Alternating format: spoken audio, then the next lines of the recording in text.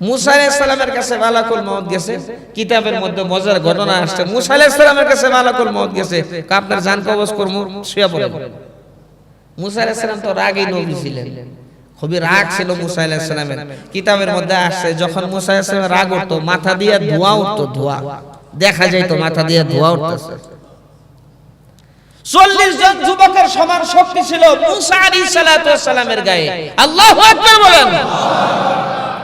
40 জন যুবকের সমান শক্তি।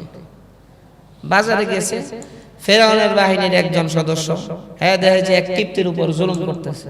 কাই জুলুম করো স্কিল লেগা, মারছে এক থাপ্পড়ের নগদ স্পট ডেড, জায়গায় শেষ।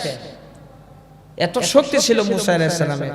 মুসা আলাইহিস সালামের গায়ে এই পৃথিবীর 40 জন যুবকের সমান শক্তি ছিল। আর আমাদের রাসূলের গায়ে, আমাদের নবীর গায়ে এই পৃথিবীর 4000 যুবকের সমান শক্তি ছিল।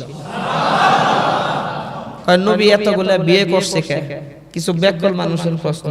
যার গায়ে 4000 যুবকের সমান শক্তি, সে কমপক্ষে 4000 বিয়ে করবে।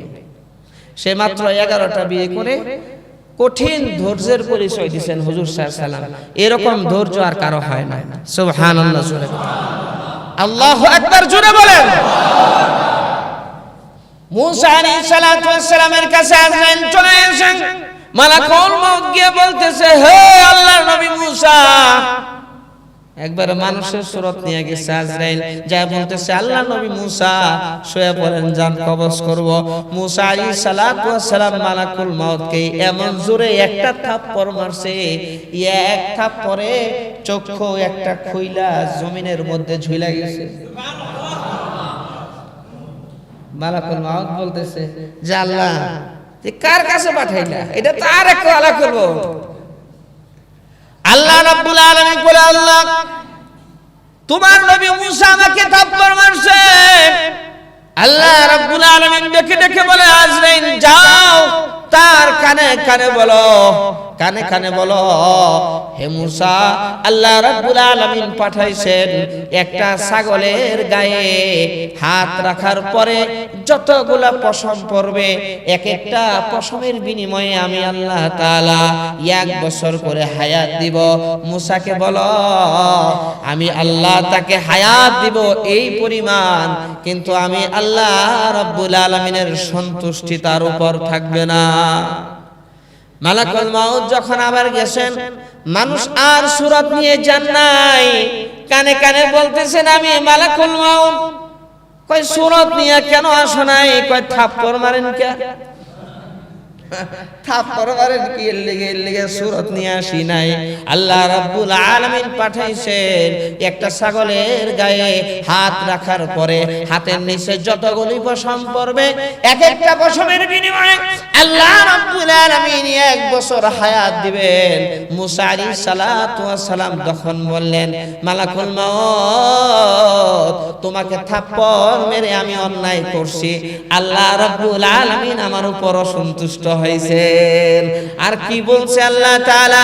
আল্লাহ রাব্বুল আলামিন বলছেন হায়াত দিবেন, ঠিক আছে, কিন্তু আপনার উপরে কোনো সন্তুষ্টি মালিকের থাকবে না।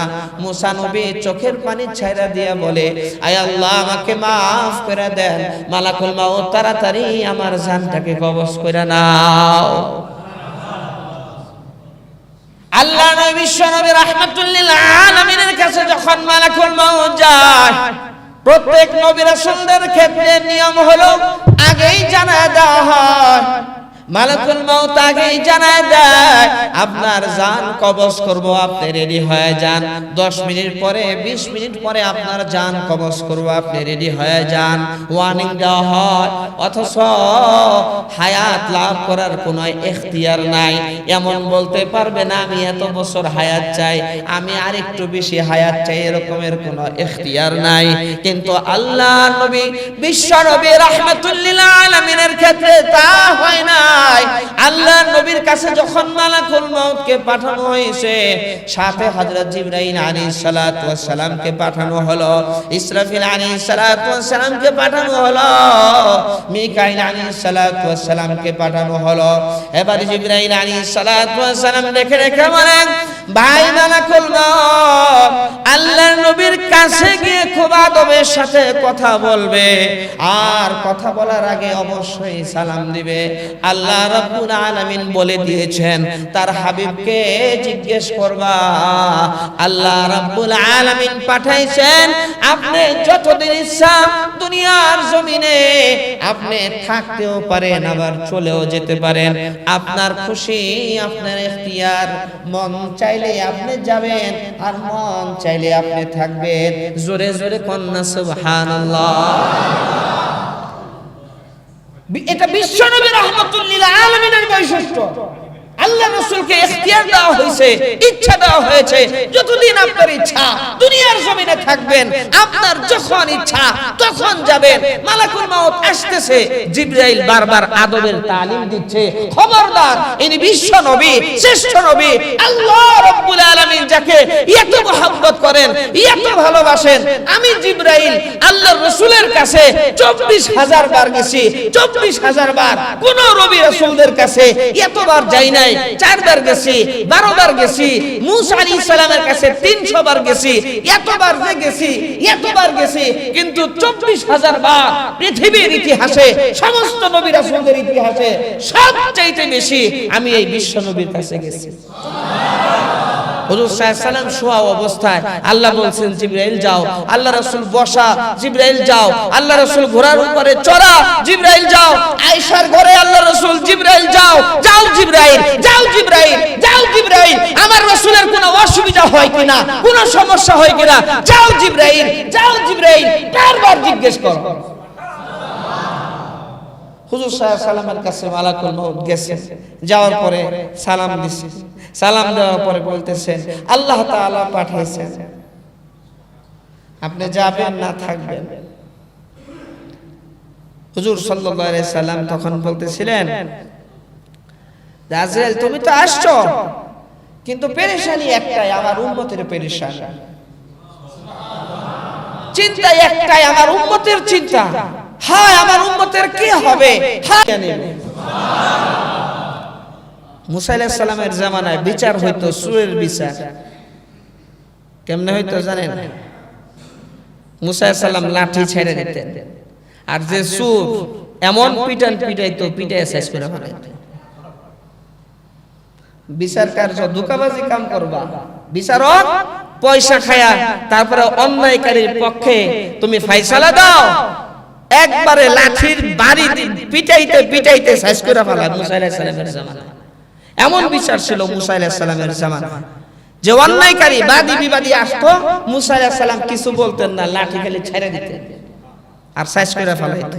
ওই লাঠি যদি এই জামানায় থাকতো কি অবস্থা হইতো?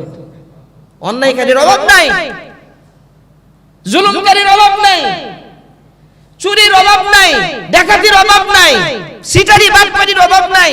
কলমের খোসা দিয়ে হাজার হাজার কোটি কোটি টাকা পাচার করে, তারপরে ইনকাম করে, হারাম পয়সা ইনকাম করে, অভাব নাই অন্যায়ের। লাঠি যদি থাকতো তাহলে কি অবস্থা হইতো? আল্লাহ তাআলা হেফাজত করছেন শেষ নবীর উম্মত হিসেবে, শেষ নবীর উম্মত হিসেবে সম্মানার্থে আল্লাহ সুবহানাহু ওয়া তাআলা বিধান নাযিল করেছেন, যত অন্যায় করুক, যত অপরাধী করুক, শেষ নবীর উম্মতের খাতিরে আর সম্মানার্থে সাক্ষী যতক্ষণ না হবে, যতক্ষণ পর্যন্ত দুইজন সাক্ষী, সাক্ষী যদি মিথ্যা সাক্ষী হয়, এরপরও বিচারক সাক্ষীর সাক্ষ্য গ্রহণ করে। করে কি করে না? দেখেন মামলা মোকদ্দমায় যারাই গেছেন করছেন, মামলা মোকদ্দমা মিথ্যা ছাড়া মামলা মোকদ্দমা হয় না। কথা ঠিক না বেঠিক? কি বলেন? মিথ্যা ছাড়া হয়? মিথ্যা ছাড়া হয় না। ন্যায় ইনসাফ বিচার কার্যের মধ্যে ন্যায় ইনসাফ নাই। আল্লাহর রাসূলের উম্মত হিসেবে সম্মানের খাতিরে আল্লাহ সুবহানাহু ওয়া তাআলা বাঁচায় দিয়েছেন। নবী মুসা আলাইহিস সালামের জামানার লাঠির মতো যদি থাকতো ওই রকম ফয়সালা হইতো, খিজির আলাইহিস সালাতু ওয়াস সালামের জামানার মতো যদি ফয়সালা হইতো যে বাদী আর বিবাদী পানির উপরে ছেড়ে দেওয়া হইতো, যে নাকি অপরাধী তাকে পানির মধ্যে সে ডুবে যাইতো, আর যে নাকি নির্দোষ সে পানির উপরে হাইটে চলে আসতো। আর জোরে কন্যা সুবহানাল্লাহ। ভাইগুলা হইছে হুজুর সাল্লাল্লাহু আলাইহি সাল্লামের দোয়ার বরকতে। হুজুর সাল্লাল্লাহু আলাইহি সাল্লাম বলছেন আমার উম্মতের কি হবে, আল্লাহ তাআলা বলছেন ওই উম্মত হেফাজতের জিম্মাদারি আমি আল্লাহ নিজের হাতে নিয়ে নিলাম। কি মনে করেন তাই বলে দুনিয়াতে এরকম হচ্ছে আখিরাতে বিচার হবে না? কি কোন? আখিরাতে বিচার হবে কি হবে না? আল্লাহর সামনে হিসাব দিতে হবে কি হবে না?